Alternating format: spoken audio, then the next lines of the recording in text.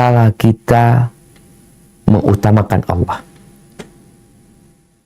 mencari keridhaannya, kita akan membuat semua manusia membenci kita, memusuhi kita, membuli kita, memaki kita. Mengutamakan Allah Jalla Jalaluh dalam segala hal, ini adalah derajat yang tinggi, jalan yang mendaki, sehingga pilihan ini tatkala mengutamakan Allah Azza wa Jalla atas segalanya dan dalam semua kondisi, terkadang membuat harta kita jadi hilang, membuat kesenangan terbuang, bahkan nyawa melayang. Kita nih umatnya, siapa yang kita contoh dalam mengutamakan Allah dalam semua kondisi atas segala sesuatu? Yang kadangkala teman-teman nih nggak sholat demi pekerjaan, ya, dia lebih mengutamakan pekerjaannya daripada sholat. Bahkan tidak sedikit yang menjual agamanya demi dunia. Mau sampai berapa lama engkau hidup di dunia? Fir'aun mati, Qarun mati, kok nggak akan lama? Maka coba kita renungkan kepentingan kita dengan dunia ini, kepentingan kita dengan keridhaan manusia, kesenangan manusia dengan keridhaan Allah Azza wa Jalla. Mana yang lebih penting? Keridhaan manusia, kemauan kita, nafsu kita. Kalau bicara bahaya, lebih bahaya mana? Tenggelam di lautan, pulang tinggal nama, dengan tenggelam di neraka. Semua kita akan melewati neraka. Wa in minkum illa wariduha kana ala rabbika hatman maqdiyah. Kalau naik kapal lautan pilihan, yang mau naik kapal, nggak mau naik pesawat atau naik lainnya. Tapi nggak ada satupun manusia yang punya pilihan. Untuk ke surga, dia harus lewat neraka. Maka lihat, lebih bahaya mana engkau? Tenggelam di neraka atau tenggelam di lautan? Orang yang berakal sehat, maka dia akan memilih tenggelam di lautan, tapi selamat dari api neraka. Dia akan memilih dibenci, dimusuhi orang sekampungnya, bahkan orang se-Indonesia, asalkan Allah Azza wa Jalla ridha sama dia.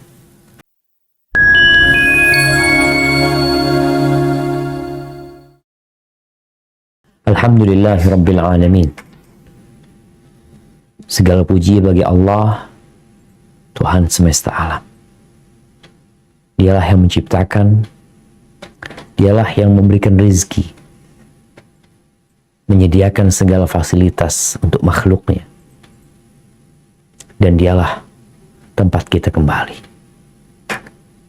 Kalau Anda dengar tadi bagaimana PT Al Nusa ini, mereka ya mengeksploitasi ciptaan Allah Azza wa Jalla untuk dapat dibagikan kepada makhluk-makhluk Allah yang lain.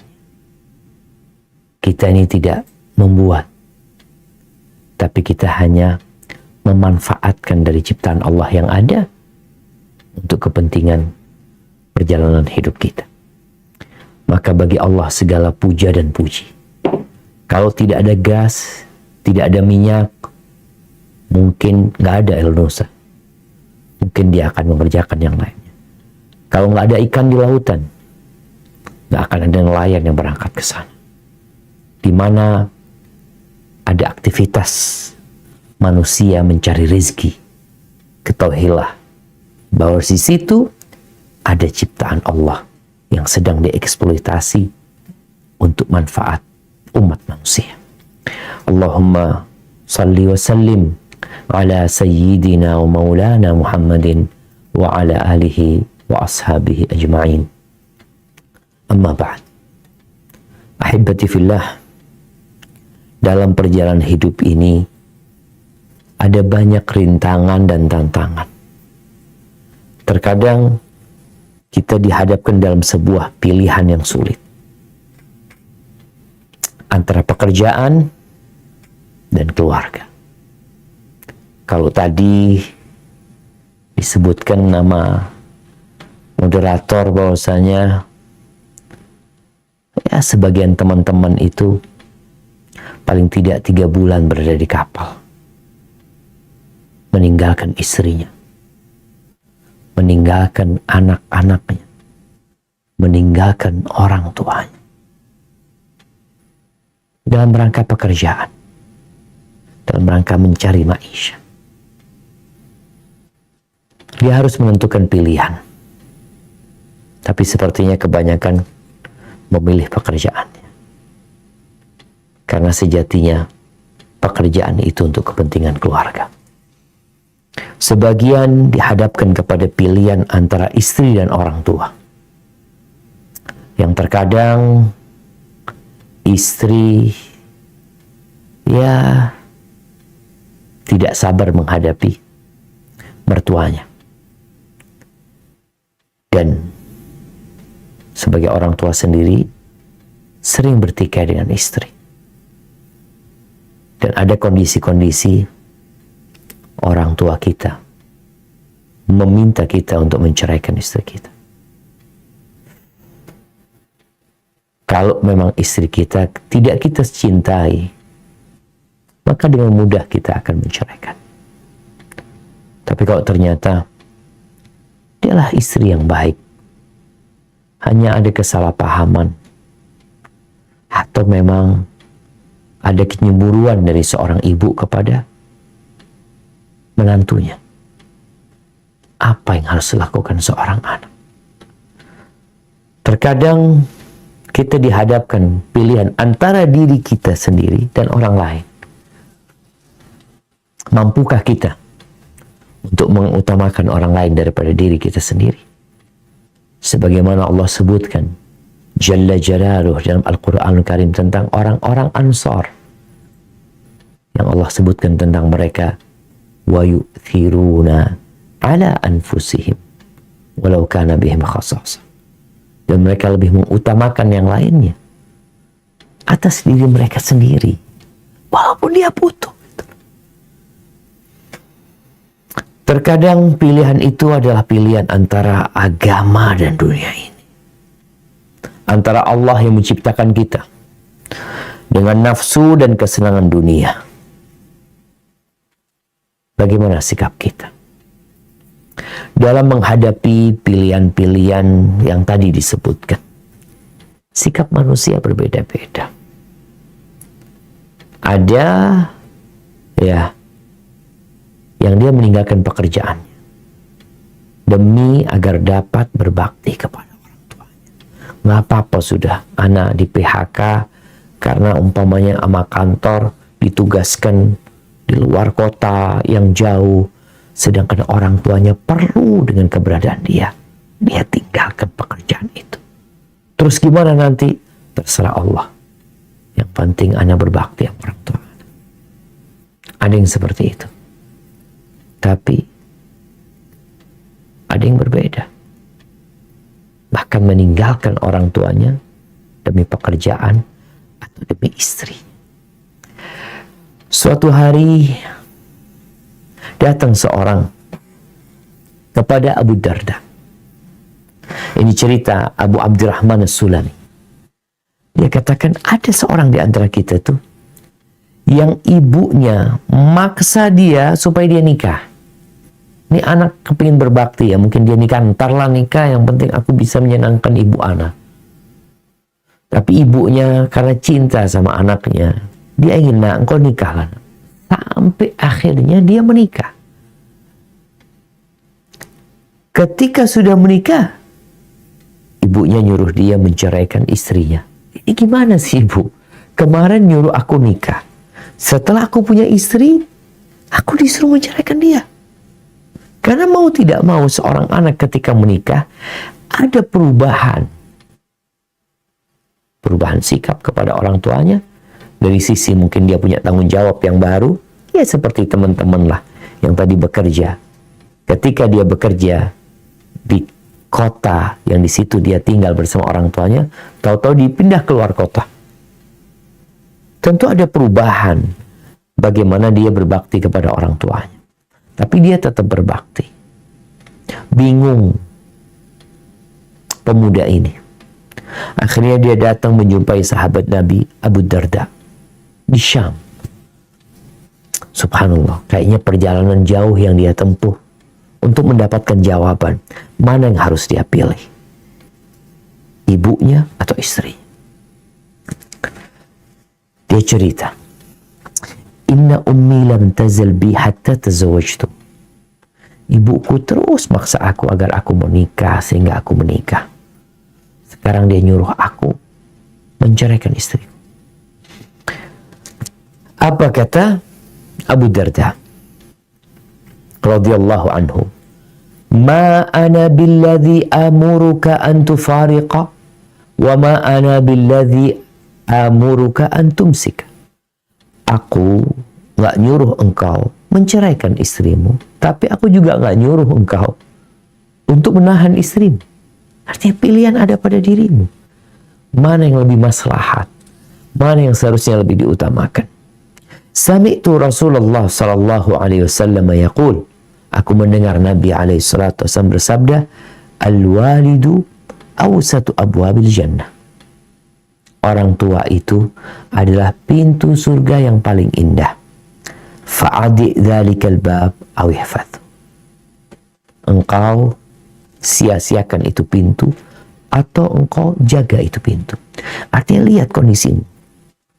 Engkau jangan durhaka sama orang tua, tapi jangan menceraikan istrimu. Gimana bisa menggabungkan hal itu? Terserah engkau. Faraja'a wa qad faraqa. Dia pulang, sepertinya dia menceraikan istrinya. Rawahu Ahmad. Ahibati fillah. Tapi itu pilihan antara istri sama orang tua kita. Yang akan kita bahas adalah tatkala pilihan itu antara Allah Jalla Jalaluh dan kesenangan dunia kita. Antara keridhaan Allah Jalla Jalaluh dengan keridhaan manusia. Mana yang harus lebih diutamakan? Yang konsekuensinya terkadang tatkala kita mengutamakan Allah, mencari keridhaannya, kita akan membuat semua manusia membenci kita, memusuhi kita, membuli kita, memaki kita.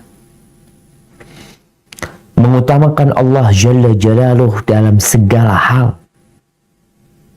ini adalah derajat yang tinggi,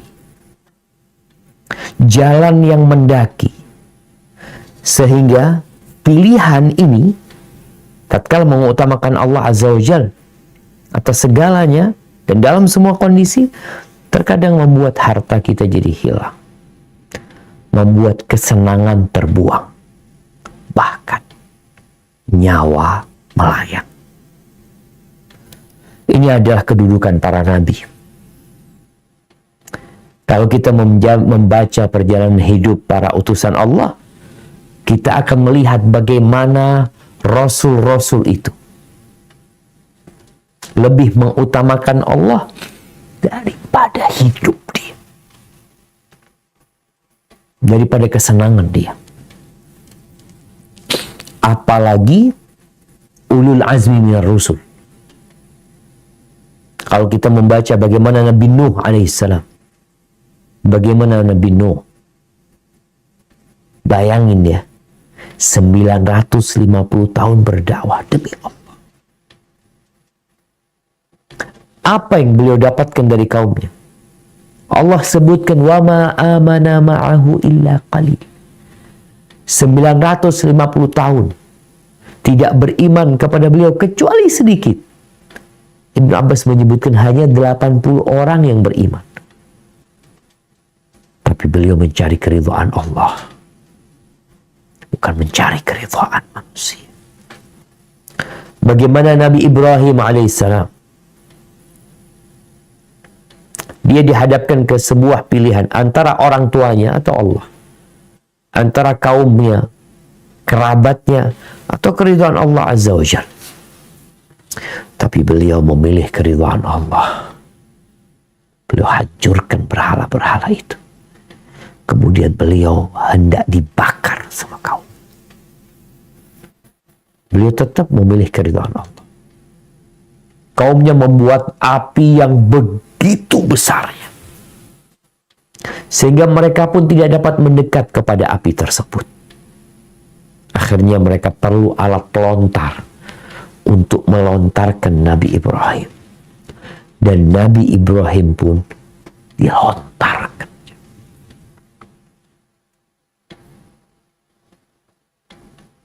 Beliau tetap memilih keridhaan Allah, walaupun di hadapan beliau ada api yang siap membakar.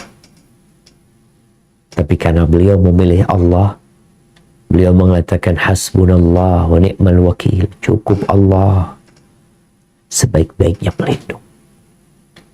Allah katakan kepada api, ya nar, kuni bardan wa salaman ala Ibrahim. Jadilah engkau dingin dan keselamatan buat Nabi Ibrahim. Gak cukup di situ ujian yang Allah berikan kepada Nabi Ibrahim.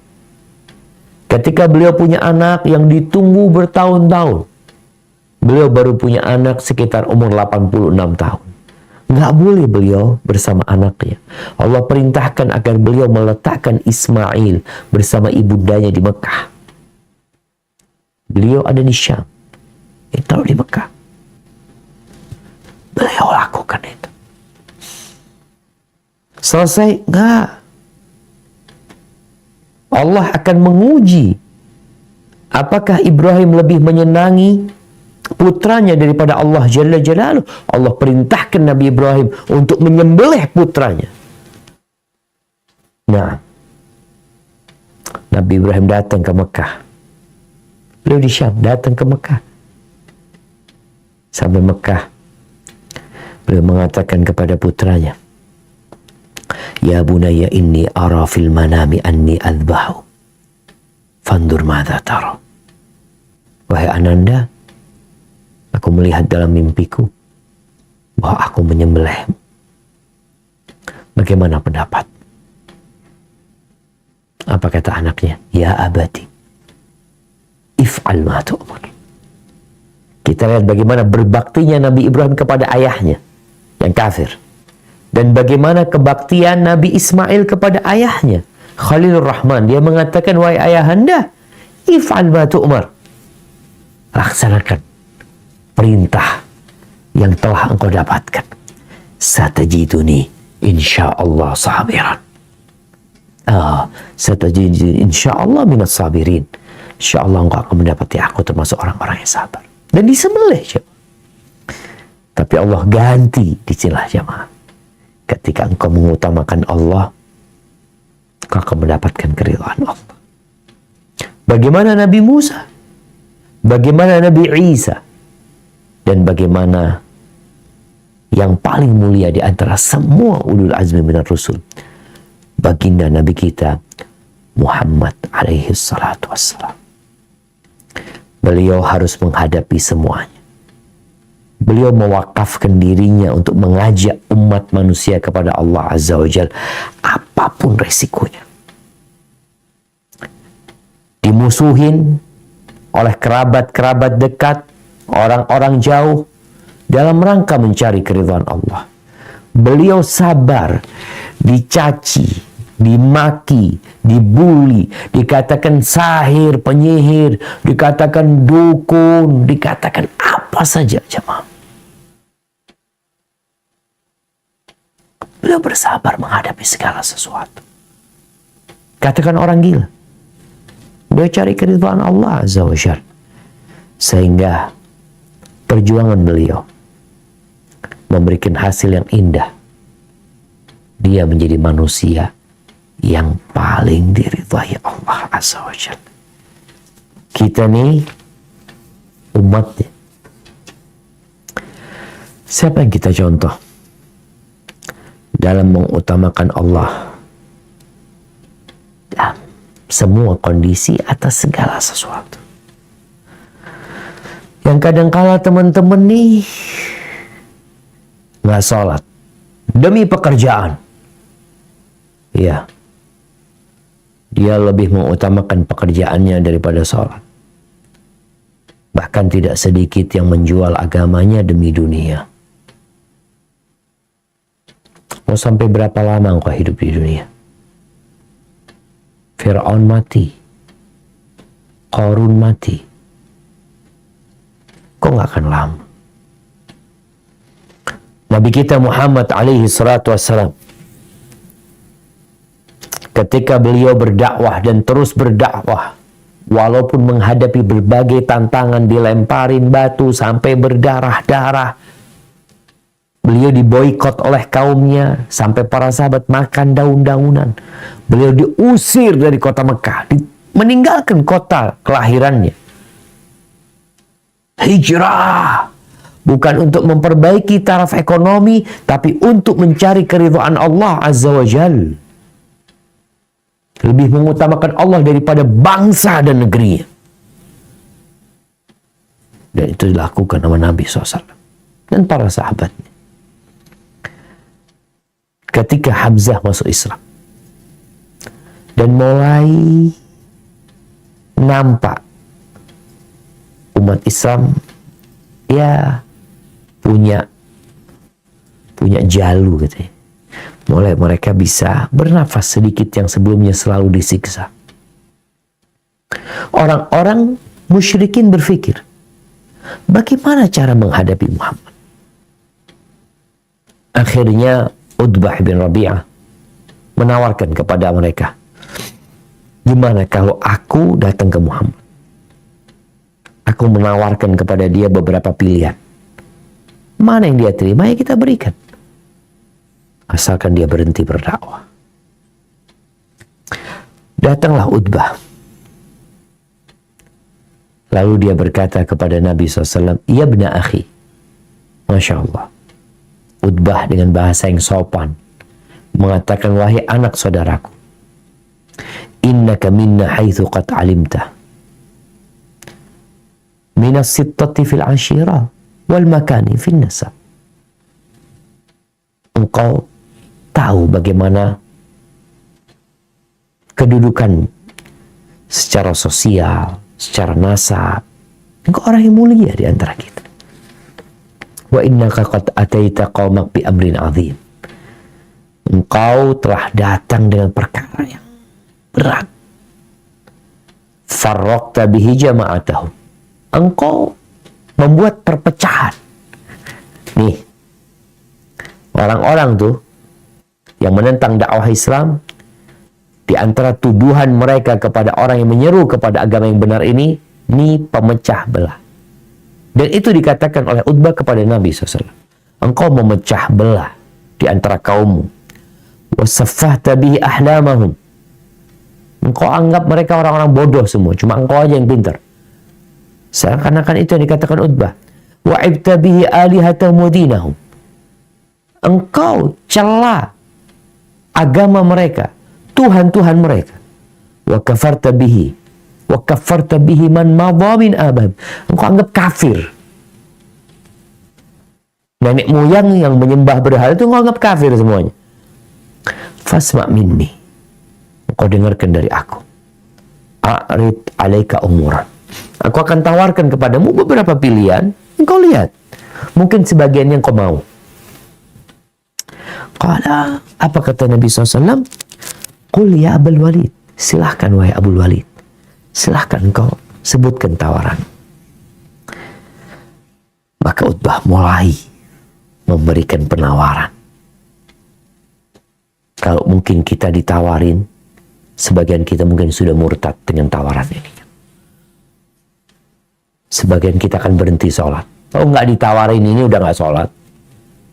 Nggak ditawarin ini udah nggak sholat. Karena memang dia udah, agama buat dia sesuatu yang ya diperlukan ketika menikah, diperlukan ketika mati. Tawaran pertama, kata Utbah, ya ibna akhi, in kunta innama turidu ma ji'ta bihi min hadhal amr malan jama'na laka min amwalina hatta takuna aktsarana malan. Wahai anak saudaraku, kalau engkau membawa dakwah ini tujuannya adalah untuk mencari harta, maka kita semua akan kumpulkan harta kita, lalu kita akan jadikan engkau orang yang paling kaya di kota Mekah. Subhanallah. Baik, itu pilihan pertama. Wa in kunta turidu bihi syarafan sawatnaka alaina hatta la naqta amran dunak. Kalau ternyata yang kau inginkan adalah kehormatan, kemuliaan, ya udah, kami akan jadikan engkau orang yang paling mulia di antara kita, di mana kita tidak akan memutuskan. Ingat, di Mekah nggak ada raja ya, di Mekah nggak ada presiden. Setiap kabilah ada pemimpin. Biasanya ada pemuka kabilah. Nih, Utbah menawarkan, kami akan angkat engkau untuk menjadi yang paling mulia, sehingga kami tidak akan memutuskan satu perkara kecuali engkau yang mengiyakannya. Pilihan kedua, Allahu Akbar. Pilihan ketiga, wa in kunta turidu bihi mulkan malaknaka alaina. Tapi kalau ternyata yang kau inginkan adalah kerajaan, engkau ingin jadi raja, ya udah, kami akan jadikan kau raja buat kami. Pilihan keempat, wa in kana hadzal ladzi ya'tika ri'yun, kalau yang datang kepadamu itu jin. Kalau yang datang kepadamu itu jin, ya, dan engkau nggak bisa menolak jin itu. Talabna laka tib, kami akan cari pengobatan buat engkau. Wa badzalna fihi amwalana hatta nubri'aka min, dan kami akan keluarkan semua dana untuk pengobatanmu sampai kau sembuh. Fa innahu rubbama ghalabat tabi' 'ala ar-rajul hatta yudawa minhu aw kama qala lahu. Kadang-kala orang itu ya dirasukin jin sehingga dia nggak bisa melawan jin itu sampai dia diobati. Setelah selesai memberikan penawaran itu, Nabi alaihissalatu wassalam mengatakan, aqad faraghta ya Abul Walid, sudah selesai. Abu Walid, engkau sudah selesai? Qala na'am. Kalau gitu, dengarkan dari aku. Bagaimana Nabi menolak tawaran itu semua. Beliau membacakan awal surat Fussilat, nanti bisa dibaca. Allah mengatakan, Hamim, tanzilun minar rahmanir rahim. Kitabun fussilat ayatuhu Qur'anan Arabiyan liqaumin ya'lamun. Beliau ingin menjelaskan, aku itu utusan Allah.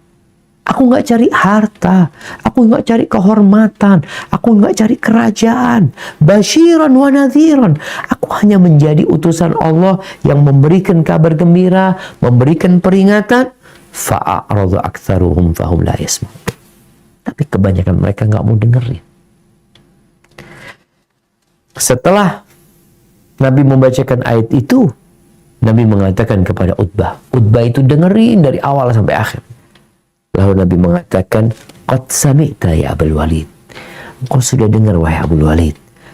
Fa anta wa dhak. Ya sudah. Terserah engkau.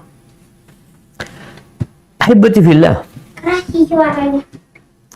Kita yang mengaku sebagai pengikutnya Nabi Muhammad alaihi salatu wassalam, apakah kita siap mengutamakan Allah Jalla Jalaluh dalam semua kondisi? Seorang prajurit akan mengatakan siap. Dikasih tugas dan disampaikan tantangan dan ancamannya, siap dan nyawa melayang, siap. Engkau akan meninggalkan keluarga selama 6 bulan, siap. Nggak ada kata-kata ana mikir dulu, selalu siap. Dan Muslim, kata Allah, wa qalu sami'na wa ata'na, kami dengar dan kami patuh. Tapi kebanyakan kita dengar, ngerti, nggak patuh. Ahibati fillah, tatkala kita mengaku sebagai pengikut Nabi Muhammad SAW, kita akan dimasukkan ruang tes, ruang ujian. Untuk apa? Ya, untuk menyeleksi mana yang benar-benar siap, mana yang benar-benar beriman, dan mana yang pura-pura beriman. Ini orang Islam, kalau kita melihat semuanya, semuanya Muslim. Terus yang Muslim beneran yang mana? Oh, akan dimasukkan ke ruang tes. Baru setelah itu akan nampak mana yang benar-benar Islam dan mana yang pura-pura Islam. Allah berfirman di surat Al-Ankabut ayat 1-3. Silahkan dibaca. Nah.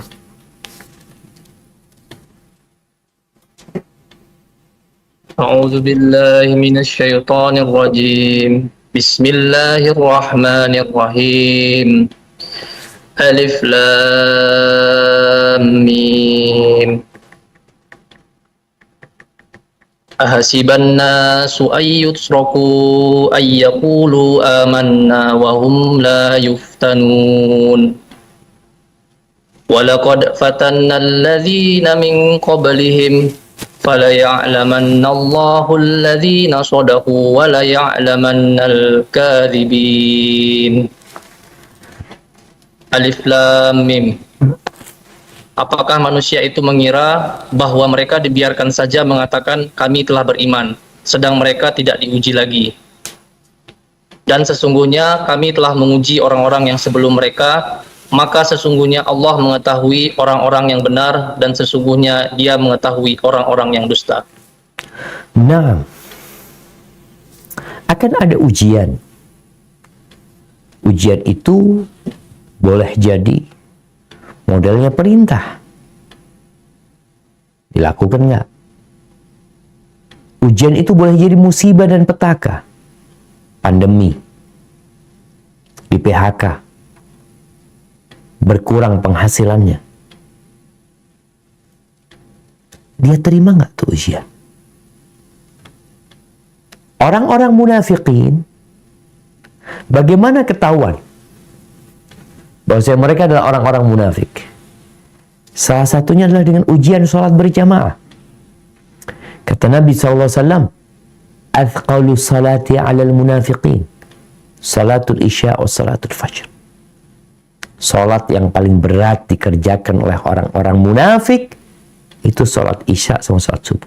Mereka masih sholat mereka. Tapi kita menghadapi muslim nggak sholat sama sekali, la isya wala subuh, la zuhur wala asar. Tapi kalau suruh bekerja, dia bekerja.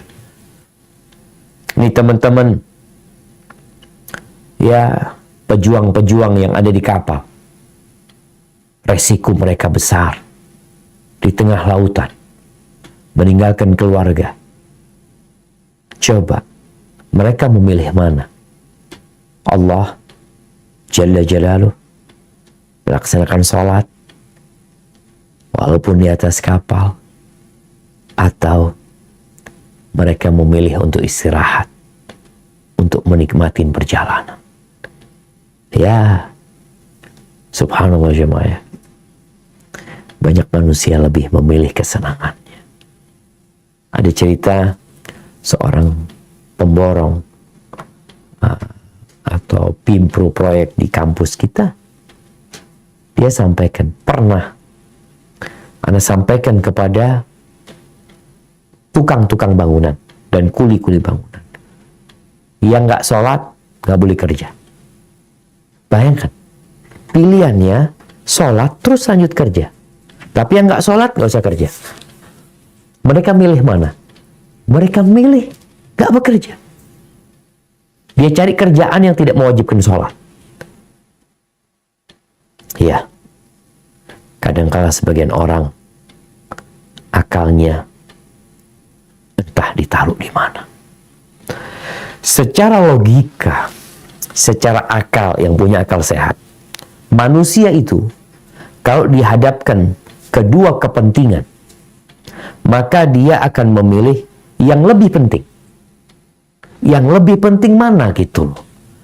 Ketika dia dihadapkan dua bahaya, yang dia harus memilih salah satunya, maka dia akan memilih bahaya yang paling sedikit, yang paling ringan. Maka coba kita renungkan kepentingan kita dengan dunia ini. Kepentingan kita dengan keridhaan manusia, kesenangan manusia dengan keridhaan Allah Azza wa Jalla. Mana yang lebih penting? Keridhaan manusia, kemauan kita, nafsu kita. Kalau bicara bahaya, lebih bahaya mana? Tenggelam di lautan, pulang tinggal nama, dengan tenggelam di neraka. Semua kita akan melewati neraka. Wa in minkum illa wariduha kana ala rabbika hatman maqdiyah. Kalau naik kapal lautan pilihan, yang mau naik kapal, nggak mau naik pesawat atau naik lainnya. Tapi nggak ada satupun manusia yang punya pilihan. Untuk ke surga, dia harus lewat neraka. Maka lihat, lebih bahaya mana engkau? Tenggelam di neraka atau tenggelam di lautan? Orang yang berakal sehat, maka dia akan memilih tenggelam di lautan. Tapi selamat dari api neraka. Dia akan memilih dibenci, dimusuhi orang sekampungnya. Bahkan orang se-Indonesia. Asalkan Allah Azza wa Jalla ridha sama dia. Al-Imam Syafi'i rahimahullahu ta'ala mengatakan ridhan nas ghayatun la tudar. Menyenangkan semua manusia, menjadikan semuanya like sama kita, nggak ada yang dislike, ghayatun la tudar, itu adalah target yang nggak bisa dicapai. Kita tahu bagaimana Nabi kita Muhammad alaihi salatu wassalam, manusia terindah yang pernah menginjakkan kakinya di muka bumi. Apakah semua orang-orang ridho sama beliau? Enggak. Beliau nggak cari keridhaan manusia. Maka kata Imam Syafi'i, fa'alaika bima fihi salahu nafsi falzamhu. Udah, engkau jangan mikirin orang suka nggak suka sama engkau. Engkau berpikir mana yang bermanfaat buat dirimu kelak. Itu yang kau jalan untuk keselamatanmu dunia akhirat. Kalau kita melihat contoh-contoh para sahabat, bagaimana para sahabat dulu mau sholat sembunyi-sembunyi, ketemu sholat disiksa. Sekarang masjid di mana-mana, adzan dikumandangkan dengan begitu lantang, dan kita mendengar, tapi kita nggak ke masjid. Dulu sahabat Nabi, untuk menampakkan keislaman mereka, biasanya akan berakhir dengan penyiksaan. Bilal bin Rabah radhiyallahu ta'ala anhu, bagaimana dia disiksa, dijemur di teriknya matahari kota Mekah. Pilihannya apa? Dia disuruh milih, Bilal, engkau udah keluar dari Islam, kita akan kasih kesenangan buat engkau, kita nggak akan siksa engkau. Apa kata Bilal? Ahadun ahad, Allah itu esa. Tegar Bilal mempertahankan keimanannya. Dia lebih mengutamakan Allah daripada semua yang ada di dunia ini. Bagaimana keluarga Ammar bin Yasir disiksa. Bagaimana kemudian Sumayyah dikasih dua pilihan, antara mati atau keluar dari Islam. Dia memilih Islam. Abu Jahal dengan tombaknya menusuk kemaluan Sumayyah sampai tewas. Demi apa? Mengutamakan Allah. La ilaha illallah. Daripada semua kesenangan. Kita lihat Suhaib Ar-Rumi ketika dia hijrah meninggalkan kota Mekah, dihadang oleh orang-orang Quraisy. Mereka mengatakan, Suhaib, mau kemana engkau? Engkau dulu masuk kota Mekah miskin. Engkau mau keluar dengan bawa harta kekayaan. Kata Suhaib, ingat, kalian tidak akan dapat mendekat kepada aku sampai seluruh anak panahku habis. Dan kalian tahu, aku orang yang tepat sasaran kalau memanah. Setelah habis anak panahku, aku akan hadapi kalian dengan pedang. Ya, lihat siapa yang paling cepat mati di antara kita. Tapi kata Suhaib, kalau maunya kalian urusan fulus dunia, maukah kalian aku kasih tahu di mana uangku aku simpan, dan kalian biarkan aku hijrah ke kota Madinah? Kata mereka, na'am. Dikasih tahu uangku di situ. Ditanam, karena dulu emas dan perak, engkau cari, engkau buka di situ semua hartaku. Sudah. Suhaib ke Mekah jadi orang nol, nggak punya harta. Ketika berjumpa dengan Nabi SAW, Nabi SAW mengatakan, Robihal bay. Robihal bay. Perdaganganmu benar-benar menguntungkan. Menguntungkan. Kenapa? Wa minan nasi man yashri nafsahu ibtigha'a mardatin. Dia beli dirinya dengan uang itu. Nih, biarkan aku hijrah, nih aku kasih duit kali. Untuk mencari keridhaan Allah Azza wa Jalla. Ahibati fillah. Tukang sihir Fir'aun. Ana ingin kita membaca bagaimana tukang sihir Fir'aun. Jumlah mereka ya ribuan. Bahkan ada yang menyebutkan sampai 15.000. Pasukannya Fir'aun itu 600.000 ya. Punya tukang sihir. Kira-kira 15.000 tukang sihir Fir'aun itu didatangkan untuk berhadapan dengan Nabi Musa AS. Bagaimana Allah ceritakan? Kita baca ayatnya satu persatu. Di surat Thaha ayat 70 sampai 76. Silahkan dibaca. A'udzu billahi minasy syaithanir rajim. Fa'ulqiyas saharatu sujjadan qalu amanna bi rabbi Harun wa Musa. Qala amantum lahu qabla an adana lakum innahu lakabirukumul ladzi 'allamakumus sihr.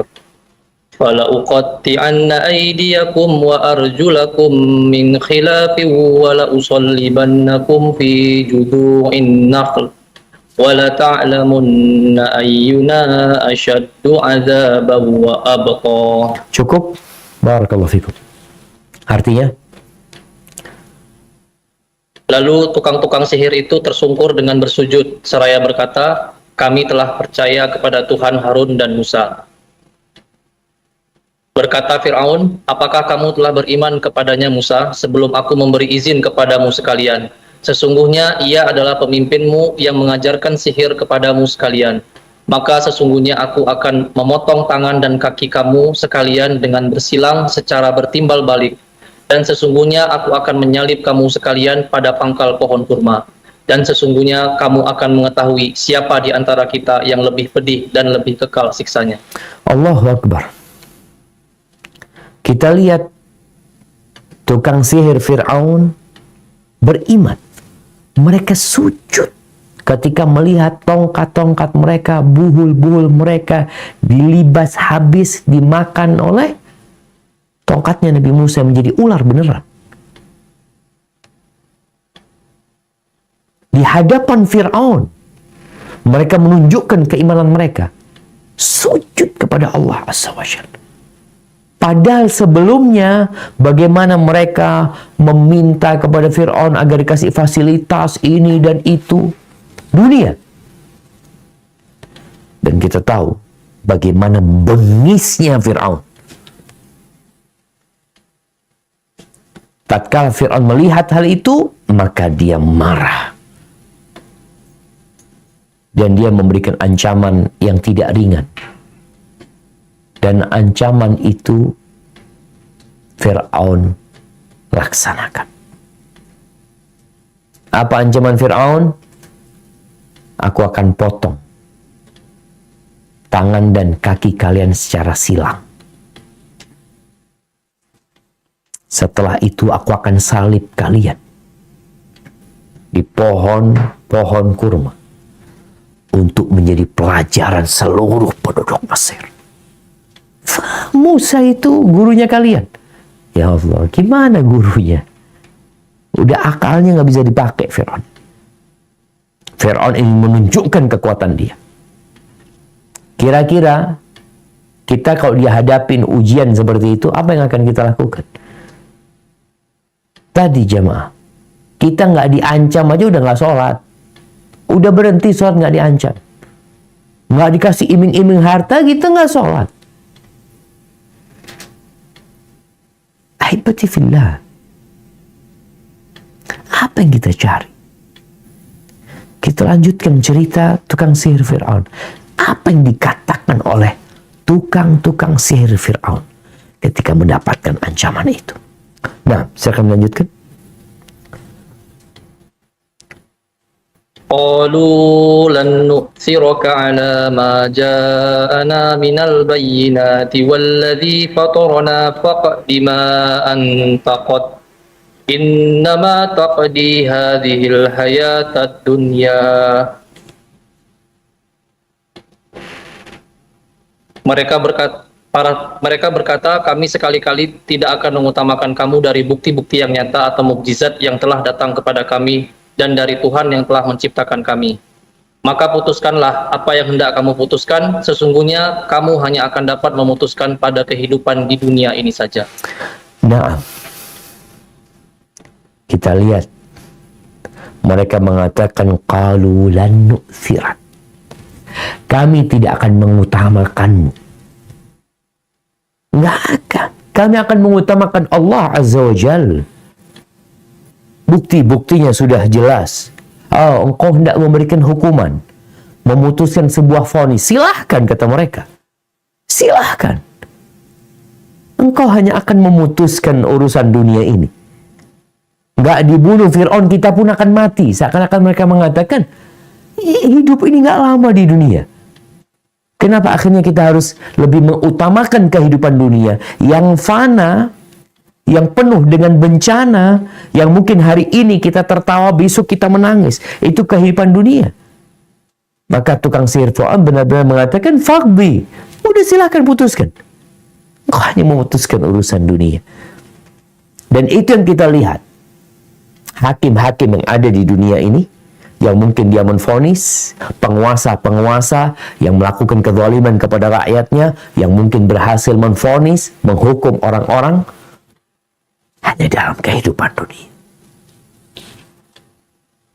Bentar lagi mati akan menjemput, penguasanya mati, orang yang dikuasai akan mati. Maka tukang-tukang sihir yang lebih mengutamakan Allah daripada keselamatan diri mereka. Nah, silakan dibaca. Lanjut. Sampai terakhir dia dibaca. Baik, Ustaz. Inna amanna bi rabbina liyaghfira lana khatayana wa ma akrahtana alaihi minas sihr. Wallahu khairu wa abqa. Innahu man ya'ti rabbahu mujriman fa inna lahu jahannam la yamutu fiha wa la yahya. Wa man ya'tihi mu'minan qad 'amila sholihati fa ulaika lahumud darajatul ula. Jannatu adnin tajri min tahtihal anharu khalidina fiha. Wa dzalika jazaa'u man tazakka.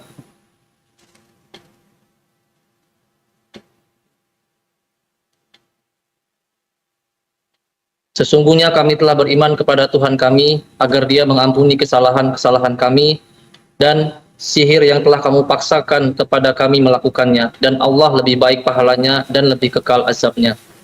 Sesungguhnya barang siapa datang kepada Tuhannya dalam keadaan berdosa, maka sesungguhnya baginya neraka jahanam. Ia tidak mati di dalamnya dan tidak pula hidup. Dan barang siapa datang kepada Tuhannya dalam keadaan beriman, lagi sungguh-sungguh telah beramal soleh, maka mereka itulah orang-orang yang memperoleh tempat-tempat yang tinggi atau mulia, yaitu surga Aden yang mengalir sungai-sungai di bawahnya. Mereka kekal di dalamnya, dan itu adalah balasan bagi orang yang bersih dari kekafiran dan kemaksiatan. Barakallahu fikum. Bagaimana tukang-tukang sihir Fir'aun yang sebelumnya telah melakukan perbuatan dosa, perbuatan kufur dengan sihirnya, tahu-tahu masuk Islam, dan begitu kokohnya keimanan mereka, dan mereka masih sempat berdakwah sebelum dibunuh. Dia masih sempat menyampaikan bagaimana sebenarnya. Dia mengatakan, kami beriman kepada Rabb kami dengan harapan Allah mengampuni dosa-dosa kami dan apa yang kamu paksakan kepada kami dari sihir. Lalu dia mengatakan, Wallah khair wa abqa. Allah itu lebih baik balasannya. Engkau mau kasih apa sama kami? Mau kasih apa? Wa abqa, kalau bicara siksaannya, Allah lebih abadi, lebih kekal siksaan. Lalu dia jelaskan, subhanallah syama. Pagi hari, tukang-tukang sihir Fir'aun ini masih mengagung-agungkan Fir'aun. Sore hari, mereka sudah berada di pohon-pohon kurma, disalib sama Fir'aun. Itu namanya lebih mengutamakan Allah dalam semua kondisi atas segala sesuatu. Ahibati fillah. Rasulullah SAW pernah mengatakan, Badiru bil amal. Fitanan ka qita'il laylil mudlim. Yusbihu ar-rajulu mu'minan wa yumsi kafiran wa yumsi mu'minan wa yusbihu kafiran. Kalian segera beramal. Segera sholat. Segera puasa. Segera istighfar. Segera baca Quran. Segera amalkan tuh perintah-perintah Allah. Sebelum datang fitnah-fitnah, cobaan-cobaan, seperti potongan malam yang gelap gulita. Ya teman-teman lah, kalau di lautan nggak ada lampu, nggak ada lampu, semua petunjuk jalan tidak terlihat. Kapal itu boleh jadi menabrak karang dan tenggelam ketika ada badai yang membuat semuanya jadi kacau. Apa yang akan dilakukan? Nabi SAW mengatakan, dalam kondisi fitnah itu datang, yabi'ur rajulu, orang ini sore harinya beriman, pagi harinya udah kafir. Paginya masih ngaji, paginya masih bersama sahabat yang beriman, sore harinya sudah kafir. Kenapa itu terjadi? Yabi'u dinahu bi'aradin minad dunya. Dia menjual agamanya demi kepentingan dunia. Ahibati fillah. Ada sebuah kisah. Ya, kisah ini mungkin terjadi di beberapa negeri Arab ya. Sekitar tahun 90-an. Dan sepertinya di Indonesia juga mengalami seperti itu. Tahun 89-90 itu, kalau mungkin ada yang hidup di masa itu, ingat, terjadinya masalah yang menghebohkan Indonesia tentang jilbab. Di mana anak-anak SMA, anak-anak kuliah yang pakai jilbab itu dikeluarkan dari sekolah. Ada 300-an orang yang dikeluarkan dari sekolah karena memilih berjilbab. Aturan sekolah kata dia nggak boleh pakai jilbab. Padahal presidennya muslim, menterinya muslim, kepala sekolahnya muslim, tapi anak-anak dilarang pakai jilbab. Akhirnya keluar 300-an orang. Tapi alhamdulillah, kemudian Allah mudahkan perjalanan. Di Arab juga terjadi. Beberapa negeri yang sekuler itu juga melarang pakai jilbab. Sehingga ada seorang anak yang mungkin dia udah SMP ya, dia pakai jilbab. Sekolah. Dia udah remaja, dia udah balik, udah waktunya pakai jilbab. Ibunya nyuruh dia pakai jilbab. Berangkat dia sekolah pakai jilbab. Sampai sekolah dimarahin sama ibu gurunya. Ingat, nggak boleh pakai jilbab, kata gurunya. Dimarahin sama gurunya, ya udah. Anak ini nggak tahu dia. Mungkin hari pertama dia sekolah. Besok, ketika dia pulang dia ngomong, "Umma, wahai ibunda, kata ibu guru nggak boleh pakai jilbab." Apa kata ibundanya yang beriman? "Wahai putriku, engkau tahu nggak siapa yang menyuruh engkau pakai jilbab?" Siapa ibu? Dia pikir ibunya. Yang nyuruh engkau pakai jilbab itu Allah. Allah yang menciptakanmu. Allah yang memberikan rambut yang indah kepadamu. Yang memberikan kedua mata kepadamu. Memberikan segalanya kepadamu. Dia lo yang nyuruh engkau pakai jilbab. Terus gimana? Engkau menurut sama bu guru apa? Sama Allah. Ini pilihannya antara Allah sama sekolahan. Kata anaknya, pilih Allah lah, kata putrinya. Ketika dikasih semangat sama ibunya. Besok berangkat pakai jilbab. Ketemu sama gurunya. Lihat dari jauh udah sakit hati gurunya nih. Ketika dekat dimaki, dimarahin anak ini. Sampai nangis anak ini. Terseduh-seduh dia menangis. Dalam tangisannya anak ini mengatakan, "Man uti anti amhu," kata dia. Siapa yang harus aku taati? Engkau atau dia? Bu guru ini baru sadar. Oh, ternyata anak ini pakai jilbab bukan kemauannya. Ada yang nyuruh dia, kata dia. Ditanya sama bu guru, "Man hu, siapa yang nyuruh engkau? Siapa yang dimaksud dia itu?" Kata anak perempuan ini, "Allah. Alladzi khalaqani wa khalaqak." Allah yang menciptakan aku dan menciptakan engkau. Siapa yang harus aku taati? Engkau atau dia? Berhenti guru ini marah. Berhenti dia marah. Dia berhadapan sama Allah.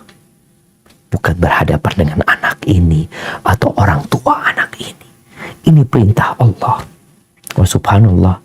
Siang harinya, ibu gurunya ini berangkat menjumpai ibunda anak ini. Sambil mengatakan terima kasih. Anakmu telah mengingatkan aku kepada Allah dan ibu guru ini akhirnya pakai jilbab. Jadi ahibati fillah. Ketika pilihannya adalah antara Allah dan kesenangan dunia, maka akal sehat kita seharusnya lebih mengutamakan Allah. Kenapa? Karena Allah pemilik bumi ini.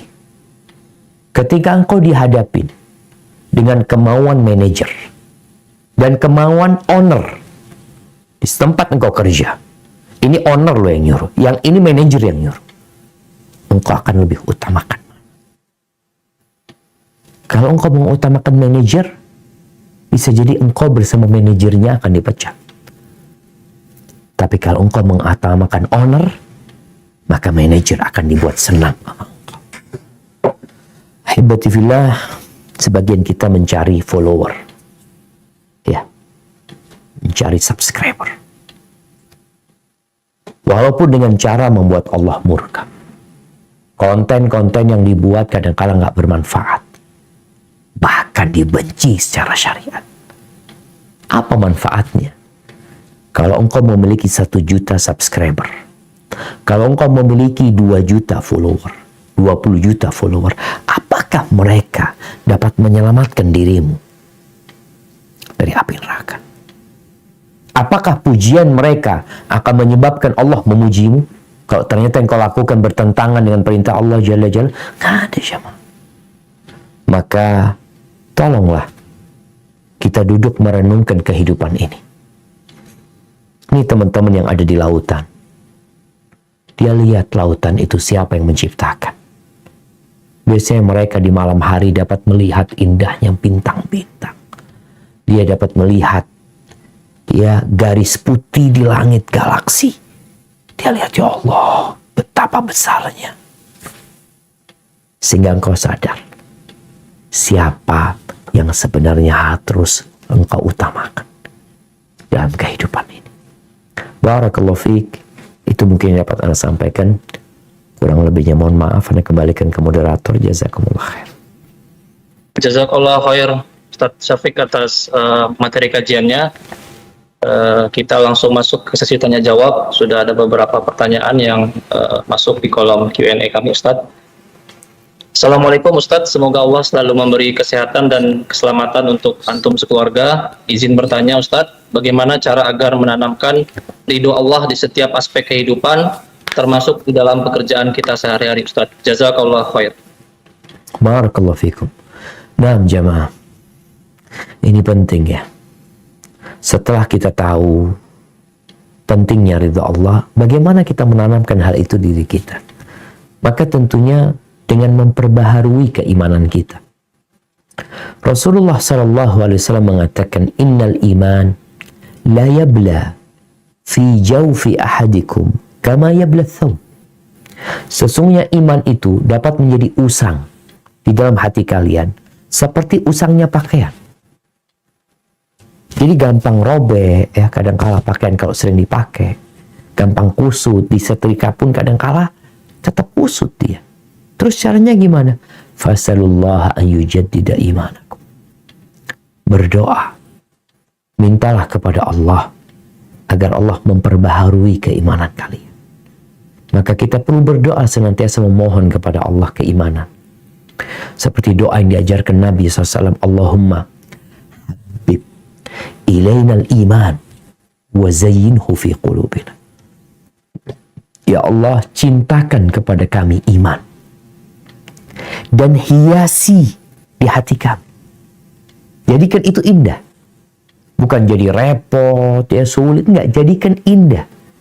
Jadi kita cinta. Seperti teman-teman nih, ketika cinta sama pekerjaannya, dia kalau di rumah malah capek dia. Tapi kalau datang waktu berangkat kerja, semangat dia. Karena ada kecintaan dengan pekerjaan. Maka bagaimana kita minta kepada Allah agar dicintakan kepada kita keimanan, dihiasi di hati kita, jadi indah.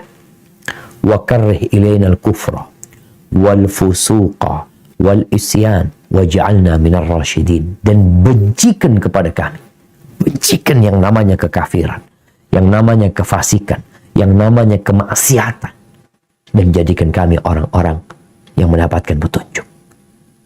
Maka ini langkah pertama bagaimana supaya kita jadi lebih mengutamakan keridhaan Allah daripada segala-galanya. Yang kedua, kita perlu kenal Allah lebih dalam lagi. Tak kenal maka tak sayang. Iya. Kenapa orang-orang tidak mengutamakan Allah, lebih mengutamakan pekerjaannya, lebih mengutamakan cari fulus daripada sholat yang 5 waktu? Kita lihat manusia seperti itu. Karena dia tadi nggak kenal sama Allah. Engkau perlu kenal sama Allah. Siapa sih Allah? Kalau kita kenal sama owner perusahaan, kita tuh jadi ingin dekat sama dia. Kenapa? Karena kita berpikir ownernya ini, ya namanya dia pemilik ya. Mungkin dia bisa, ya aku yang biasanya ke laut terus, gimana aku bisa nggak ke laut? Aku kerja di kantor doang lah. Yang biasanya di lapangan terus ya. Itu siapa yang bisa? Ownernya Ustaz, yang punya ini, tinggal nyuruh. Apa? Insya Allah Ana bisa nggak ke laut. Kenalilah Allah itu ownernya alam semesta ini. Allah itu malikal mulk. Qulillahumma malikal mulk tu'til mulka man tasha wa tanzi'ul mulka mimman tasha wa tu'izzu man tasha wa tudhillu man tasha biyadikal khair innaka ala kulli syai'in qadir. Katakan Allah, ya Allah, Engkau pemilik segala kerajaan. Engkau yang memiliki semuanya. Engkau berikan kerajaan kepada siapa yang Engkau kehendaki. Engkau cabut dari siapa yang Engkau kehendaki. Engkau muliakan orang yang Engkau kehendaki. Engkau hinakan orang yang Engkau kehendaki. Biyadikal khair. Semua kebaikan itu di tangan Allah. Allah Maha Kuasa atas segala sesuatu. Bukan fulan wala allan. Makanya kita tuh kalau punya kenalan, orang penting ini tuh, kita jadi nyaman. Oh tenang, ada fulan. Gimana kalau engkau kenal sama Allah dan Allah ridho dengan diri? Maka lebih mengutamakan Allah ini lebih penting. Caranya kita harus kenal sama Allah dengan membaca ayat-ayat Allah, dengan membaca ciptaan-ciptaan Allah ya, dengan memperbanyak zikir, dengan membaca Asmaullah Al-Husna. Semua itu insya Allah akan membuat kita semakin kenal sama Allah Azza wa Jalla. Kemudian yang ketiga, ya duduk merenungkan antara kepentingan. Lebih penting mana sekarang? Makanya akal sehat itu kalau dia dihadapkan di dua hal yang penting, maka dia akan lebih mengutamakan yang lebih penting. Dua-duanya penting loh, tapi mana yang lebih penting? Kalau dia dihadapkan dua hal yang berbahaya, ini bahaya dua-duanya ini. Seperti tukang sihir Fir'aun dihadapkan dengan dua bahaya. Bahaya yang pertama, yang nyata, yang di depan mata, Fir'aun akan menghukum mereka. Akan memotong kaki dan tangan mereka secara silang. Kemudian Fir'aun akan menyalib mereka. Hidup-hidup disalib dalam kondisi darah mengucur seperti itu. Ini bahaya nyata. Tapi ada bahaya lain, yaitu api neraka yang menanti semua manusia. Maka orang yang berakal akan lebih mengutamakan bahaya yang kekal. Jangan sampai aku disanakan. Oke, dia akhirnya menghadapi bahaya yang cuma sebentar. Mereka mengatakan, "Iqdi ma anta qadin, innama taqdi hadhil hayatad dunya." Silahkan kau putuskan. Kau hanya memutuskan kehidupan dunia. Di sini akal sehat jalan. Logikanya, Masya Allah. Sehingga dia lebih tahu mana yang harus diutamakan. Kemudian yang keempat, membaca. Seperti tadi yang sudah diceritakan. Bagaimana sih para nabi? Bagaimana sih orang-orang soleh? Bagaimana para sahabat? Mereka hijrah meninggalkan segala sesuatu untuk mencari keridhaan Allah Azza wa Jal. Mengutamakan Allah daripada keluarganya sendiri, daripada orang tuanya, daripada anaknya, daripada bangsa dan negerinya. Hijrah meninggalkan negerinya, nggak punya apa-apa. Sampai kota Madinah, sebagian sahabat itu tidur di masjid. Nggak punya apa-apa. Ketika kita melihat seperti itu, ya Allah, kita jadi lebih semangat lagi. Dan kata Nabi SAW, "Man taraka syai'an lillah, awadahullah khairan." Barang siapa yang meninggalkan sesuatu karena Allah, maka Allah akan berikan ganti yang lebih baik buat dia. Barakallahu fiik. Mungkin seperti itu. Jazakallah khair Ustaz atas jawaban dan penjelasannya. Kita masuk pertanyaan berikutnya. Izin bertanya Pak Ustadz, saya seorang pekerja di kapal, salah satu kapal milik kita Ustadz, di mana pada saat melakukan pekerjaan kami memperhitungkan keadaan alam, yaitu kecepatan angin, pasang surut air laut. Yang saya tanyakan, jika waktu yang tepat untuk pekerjaan sandar kapal tersebut bertepatan dengan jam sholat maghrib, apabila lewat, kapal tidak dapat bergerak dan kemungkinan besar bergerak lagi 12 jam ke depan. Sedangkan kapal tersebut harus berada di posisi tersebut untuk melakukan pekerjaan berikutnya. Apa yang harus saya lakukan Pak Ustadz? Jazakallah khair. Masya Allah, barakallahu fikum. Nah, mahibati fillah. Nabi SAW mengatakan, "Inna hadha din yusr." Agama ini mudah. Bahkan Allah Azza wa Jalla mengatakan, "Yuridullah bikumul yusra, wa la yuridu bikumul usra." Allah itu ingin kemudahan buat kalian. Allah tidak menginginkan kesulitan buat hamba-hambanya. Dan kalau kita melihat aturan-aturan Allah sama aturan yang dibuat manusia, ya Allah, mudah banget aturan Allah itu sebenarnya dibandingkan dengan aturan manusia. Kalau kita bicara umpamanya zakat, 2,5% zakat. Aturan manusia bikin pajak. Berapa persen tuh pajak? Sehingga kita dapat melihat betapa mudahnya aturan Allah Jalla Jalaluhu kalau dibandingkan dengan aturan manusia. Orang bekerja, kalau kita lihat, ya aturan sholat 5 waktu. Kalau tiap waktu 10 menit jadi 50 menit. Kita bekerja dari jam 7, harus masuk jam 7, pulang jam sekian. Kalau enggak, dipotong gajinya. Ini dan itu. Allah Subhanahu wa Ta'ala memberikan kemudahan buat kita. Terus bagaimana dengan tadi masalah yang disebutkan? Kalau memang waktunya bertepatan dengan maghrib, maka niatkan sholatnya di jamak. Maghrib sama isya di jamak. Sholat yang bisa di jamak, dia jamak. Karena memang tadi disebutkan itu sebuah kesulitan kalau memang akhirnya bisa nunggu 12 jam tadi disebutkan. Bagaimana Abdullah bin Abbas radhiyallahu anhu, dia pernah menceritakan bahwa Nabi kita Muhammad alaihissalatu wassalam pernah menjamak salat maghrib dan isya, atau zuhur dan asar, maghrib dan isya kalau nggak salah, itu di kota Madinah tanpa ada apa-apa, nggak ada hujan, nggak ada bencana, nggak ada petaka, nggak ada angin, beliau menjamak. Nggak ada yang ditakutkan, beliau menjawab maghrib dan isya. Lalu ditanya, kenapa Nabi melakukan itu? Liya'laman nas anna laysa fi dinina haraj, agar orang-orang tahu bahwa dalam agama kita nggak ada yang sulit.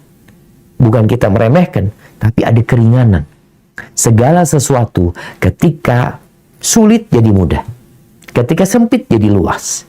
Maka buat teman-teman, ketika kerjaan kapal itu bersandar memang di waktu maghrib, mereka meniatkan. Ini kan orang-orang yang seperti ini karena orang-orang yang sholat. Orang-orang yang sholat. Sampai di atas kapal pun dia akan sholat. Tapi sebagian memang nggak sholat. Dia nggak pernah bertanya seperti itu. Karena sholat buat dia sesuatu yang diremehkan. Padahal itu tiangnya agama.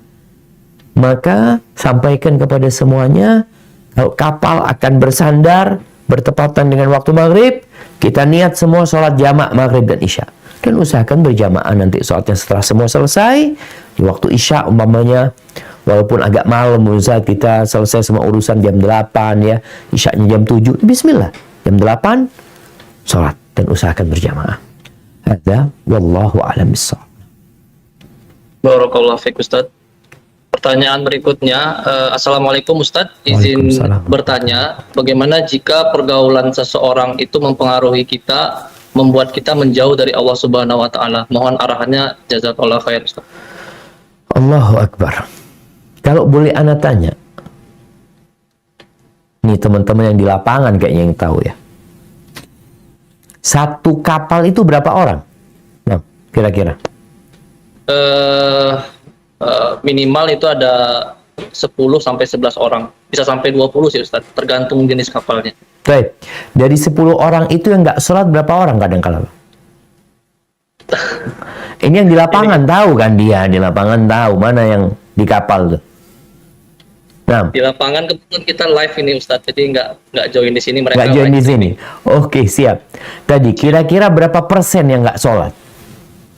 Wah, Allahu a'lam. Lebih banyak apa lebih sedikit? Insya Allah lebih sedikit Ustadz. Insya Allah kru kita sholat semua nih Ustadz. Ya, alhamdulillah tadi. Nah, alhamdulillah artinya kalau dikatakan tadi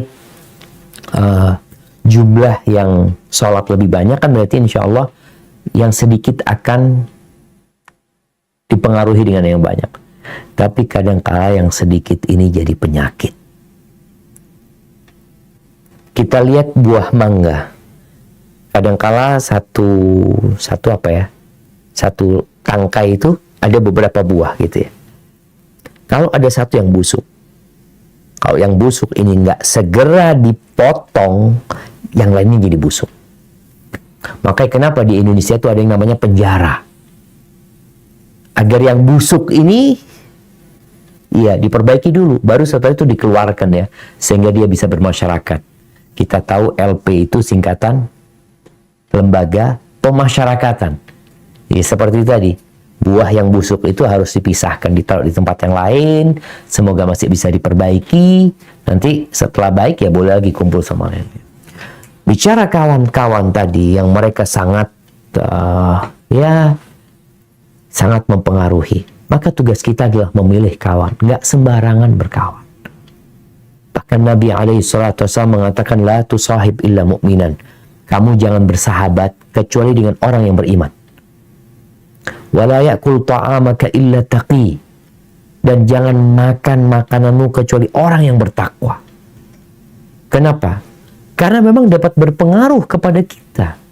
Kalau kita berkawan, bersahabat dengan orang yang fasik, dengan orang yang nggak sholat, lama-kelamaan kita akan melihat enak banget dia ya. Nggak sholat ini tuh, sholat lagi, dapat terpengaruh dia. Tapi ketika dia melihat kawannya sholat ya dalam kondisi sulit tetap sholat, kita jadi semangat. Oh, fulan aja sholat, masa ana nggak sholat? Dan Nabi alaihi salatu wassalam, beliau memberikan contoh ya tentang kawan yang baik dengan kawan yang buruk. Kawan yang baik itu seperti pedagang minyak wangi, pedagang parfum. Kita kalau kumpul sama pedagang parfum, apa yang kita akan dapatkan? Satu dari 3 hal. Atau semuanya. Yang pertama, kita mungkin dapat hadiah dari fulan. Coba-coba nih, dia kasih parfum sama kita. Jadi wangi kita. Yang kedua, atau kita beli. Kita tertarik, oh bagus nih, beli. Yang ketiga, kalau nggak dikasih hadiah, kita juga nggak beli, kita akan mendapatkan aroma yang wangi. Itu pasti. Kok kumpul sama, kecuali kalau karena COVID-19 ya kehilangan penciuman. Tapi subhanallah, itu terjadi jemaah. Adapun kalau kita berkawan dengan kawan yang buruk, ya seperti kalau kita kumpul sama orang positif COVID-19, apa yang akan terjadi? Kata Nabi SAW, seperti pandai besi, alatnya pandai besi. Pandai besi itu punya alat, kalau di sini mungkin alatnya untuk meniup api ya, seperti itu. Ketika ditiupkan, maka terjadi percikan dan ada aroma yang nggak enak. Engkau bisa dapat percikan dan engkau akan terbakar, atau paling tidak engkau akan mendapatkan aroma yang busuk. Maka itulah berkawan. Sehingga Allah Azza wa Jalla menyebutkan tentang perkumpulan manusia. Kita semua punya kawan, kita punya perkumpulan ya. Manusia punya kelompok-kelompok, ada geng-geng, klub-klub. Kata Allah Azza wa Jalla, al-akhillau yawma idzin ba'duhum li ba'din adu illal muttaqin. Semua orang yang saling mengasihi, saling mencintai kelak pada hari kiamat akan saling bermusuhan. Akan saling bermusuhan. Illal muttaqin, kecuali orang yang bersahabat karena ketakwaan, karena keimanan. Maka mereka persahabatannya akan sampai ke surga. Sampai kalau orang ini masuk surga, kawannya nggak ketemu. Mana kawan ana dulu yang ada di kapal, yang selalu sholat sama ana, ngaji bareng ana, ngingatkan ana. Ternyata dia punya masalah sehingga dia masuk ke neraka.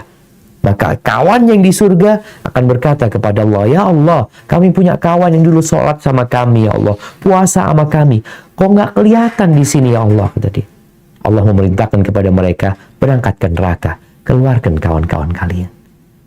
Dan dikeluarkan kawannya. Itu kalau persahabatannya dibangun di atas ketakwaan, bukan kepentingan. Hadza wallahu a'lam. Barakallahu fiik, Ustaz. Pertanyaan berikutnya. Assalamualaikum Ustaz. Saya ingin bertanya bagaimana mengajarkan anak-anak tentang kedekatan kepada Allah Subhanahu wa taala dalam segala keadaan, sedangkan ayahnya sendiri sebagai role model lebih sering berada di kapal dan di lapangan atau di lautan. Jazakallahu khair Ustaz. Masya Allah, barakallahu fikum. Nah, bagi orang tua yang mungkin jarang ketemu anak, maka tatkala pulang, manfaatkan waktu untuk bersama anak. Sehingga bagaimana anak itu dicas, mamanya dia 3 bulan, 3 bulan di kapal, berapa bulan di rumah biasanya? 1 sampai 2 bulan Ustaz. Tapi kebanyakan kita 1 bulan Ustaz di kapalnya. Kalau 1 bulan di kapal, berarti di daratannya? Di darat bisa 2 minggu Ustaz. Bisa 2 minggu, Masya Allah. Ya. Anak rasa waktu yang cukup ya. 2 minggu bersama anak. Tapi manfaatkan waktu itu memang waktu untuk mendidik mereka. Jadi ada persiapan. Jangan pulang ke rumah seperti al-hadirul ghaib. Orang yang hadir tapi nggak ada di rumah. Ada di rumah sibuk dengan handphonenya. Akhirnya keluarga itu merasa bahwa abah ini kayak di kapal aja gitu. Dia ada di rumah tapi nggak pernah berinteraksi. Maka manfaatkan. Ketika pulang, jadilah contoh yang baik. Ketika adzan dikumandangkan, berangkat ke masjid ya. Sampaikan kepada anak-anak, yuk selesai semuanya, bismillah. Ini adzan nih, waktunya sholat. mainnya nanti setelah sholat lagi kita lanjutkan umpamanya. Ini yang menanamkan di diri anak bahwasanya Allah lebih kita utamakan dari segala-galanya. Kemudian anak dibawa ziarah kubur ya, untuk mengingatkan juga nih dunia ini nak bahkan akan ditinggalkan. Ayah akan meninggal dunia. Yang dibawa ke sana rumah nggak dibawa, ini nggak dibawa ya. Ayah kerja di kapal bertahun-tahun nggak ada yang dibawa fulusnya. Yang akan dibawa adalah amal. Kemudian juga duduk sama anak menceritakan kebesaran Allah Azza wa Jalla. Sehingga dia tahu Allah Maha Kuasa atas segala sesuatu. Nggak perlu takut dengan masa depan. Nggak perlu takut dengan apa yang akan terjadi. Kalau kita mencari keridhaan Allah, Allah akan bikin semua ridha sama kita. Bagaimana Nabi SAW ketika beliau membonceng sepupunya Abdullah bin Abbas yang masih bocah, umur 10 tahunan kira-kira. Lalu beliau mengatakan, "Inni u'allimuka kalimat." Aku ajarkan kepadamu beberapa kalimat. Yang pertama, ihfadillah yahfadka. Jagalah Allah, Allah akan menjagamu. Jadi jagalah Allah, dapat apa? Engkau akan dalam penjagaan Allah. Ihfadillah tajidhu tujahak. Jagalah Allah, engkau akan mendapati Allah di hadapanmu. Kapan kau butuh sama Allah, kalau engkau jaga Allah, Allah akan selalu ada, membantu dan menolong. Ihfadillah yahfadka. Wa idza sa'alta fasta'in billah. Kalau engkau mau minta, minta sama Allah. Jadi anak dididik kalau engkau meminta sesuatu, jangan sama ayah ya. Kadang-kala mau dia,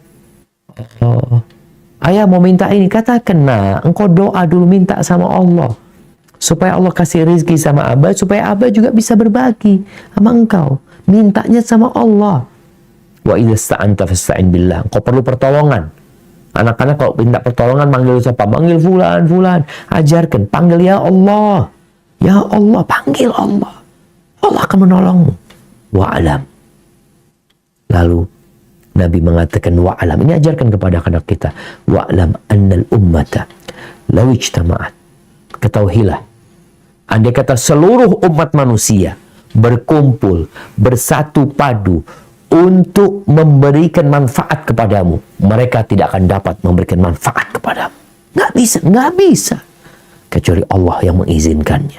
Dan sebaliknya, kalau mereka bersatu padu untuk memberikan mudarat kepadamu, bagaimana kau di PHK, bagaimana kau di penjara, bagaimana kau dikeluarkan dari tempat itu, dibenci oleh masyarakat, tapi Allah tidak memberikan izin dan tidak menetapkannya, mereka tidak akan dapat melakukan itu. Rufi'atil aqlam wa jaffatis suhuf. Pena sudah diangkat dan lembaran-lembaran itu kering. Jadi tanamkan ini kepada anak kita. Jadi ayah ketika pulang itu bagaimana memanfaatkan waktunya. Ya kalau anak-anak belum bisa dikasih penjelasan, dikasih contoh. Contohnya jelas tuh. Kalau bicara sodako, ajarin sodako. Ayah sayang duitnya. Enggak. Ini duit nih. Kalau kita sodakohkan, itu kita tabung nak. Daripada yang kita beli makan tuh habis jadi kotoran. Yang kita simpan, wallahu a'lam jadi uangnya siapa. Tapi kalau yang kita sedekahkan, Allah akan kasih ganti lebih baik buat kita. Hadza wallahu a'lam bissawab. Barakallahu fiik. Mohon izin Ustaz, satu pertanyaan lagi boleh Ustaz ya? Tafadhal. Nah. Baik. Pertanyaan terakhir, Assalamualaikum warahmatullahi wabarakatuh. Pak Ustadz, izin bertanya, apakah ada kiat-kiat khusus atau tips agar kita tetap terus bisa istiqomah menjaga sholat tepat waktu? Secara agama, sebenarnya kami paham konsekuensi meninggalkannya dan juga dosa-dosanya, tapi seringkali kami lalai dan juga dalam keadaan sadar meninggalkannya. Mohon bimbingan dan gemblengan imannya, Ustadz. Jazakallah khair. Masya Allah. Nah, barakallahu fikum. Ahibati fillah. Memahami hukum, mengetahui hukum, konsekuensi hukum tersebut penting. Tapi yang lebih penting adalah memahami, mengenal yang membuat hukum itu, yang menetapkan ketentuan tersebut. Maka berapa banyak orang yang faham sholat itu wajib, paham bahwasanya khamr itu haram, tapi dia tetap melakukannya. Bagaimana caranya supaya dia faham dan mau mengerjakan perintah atau meninggalkan larangan. Caranya ya kembali berdoa minta sama Allah. Karena kita udah paham, udah ngerti. Cuma belum tergerak hati kita.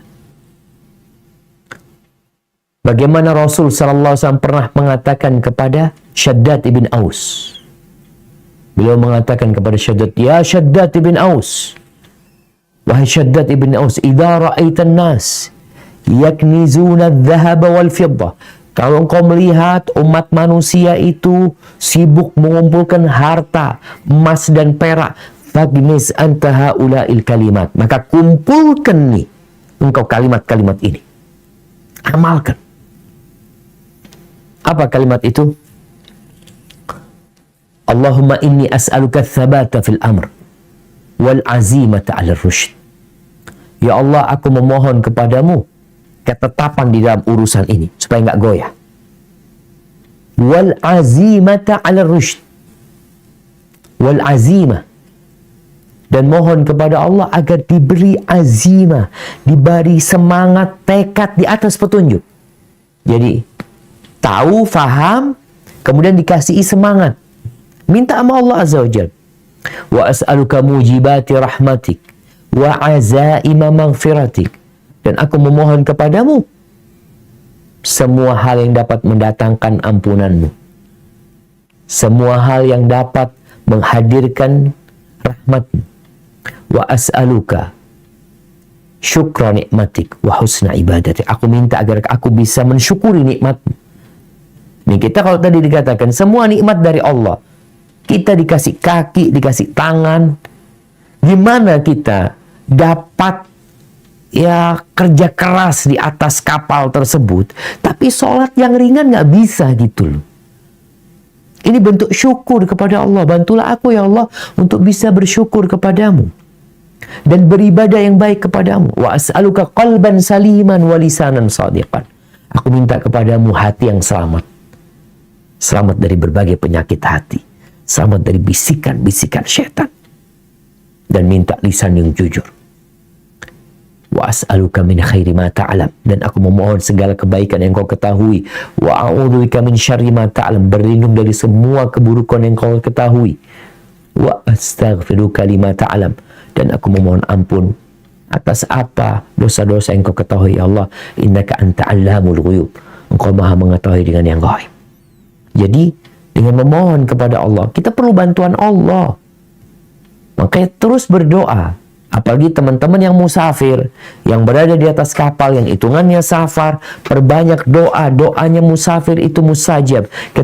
Ketika iman itu mulai luntur, semangat itu mulai pudar,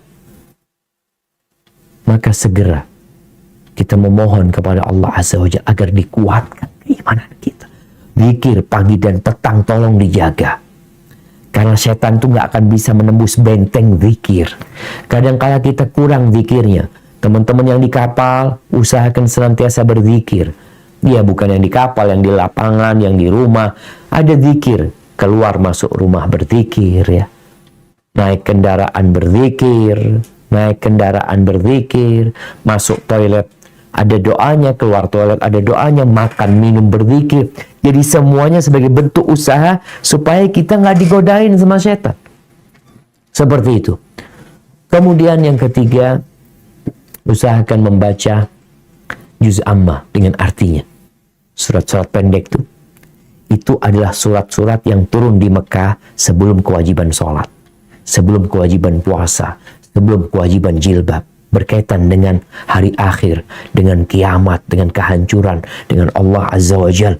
Sehingga orang itu jadi semangat untuk beribadah karena dia tahu konsekuensinya.